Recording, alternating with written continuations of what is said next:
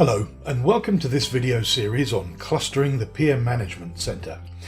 We'll run through the steps required in my lab, but first, here are a few important things to know.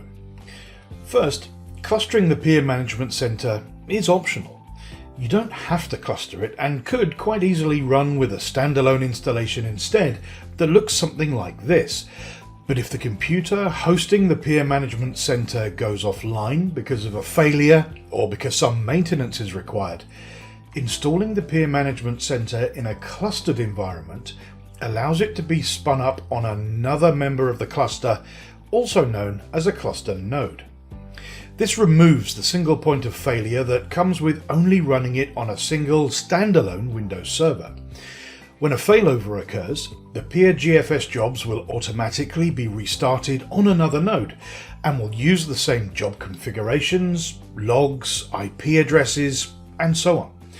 After a brief period, each agent will reconnect with the Peer Management Center and all jobs set to auto start will begin. Now, here are a few prerequisites and some useful things to note. This setup requires 2 or more Windows servers already configured and running as nodes in a Windows failover cluster. If you need help with that, there's a link in the description below showing how to set up a Windows cluster. At least one dedicated cluster disk is required for use by the Peer Management Center to store its configuration and log files. This must be a cluster disk, not a cluster shared volume or CSV. Shared networking should also be in place.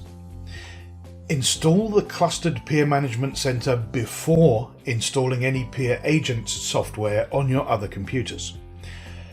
The user account must be a member of the Domain Administrators group in Active Directory and be a member of the Local Administrator group on each cluster node.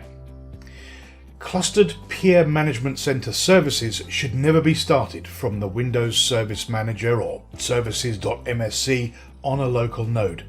They should only be controlled by the failover cluster manager.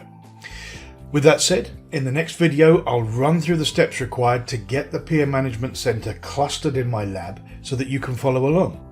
So, see you in the next video.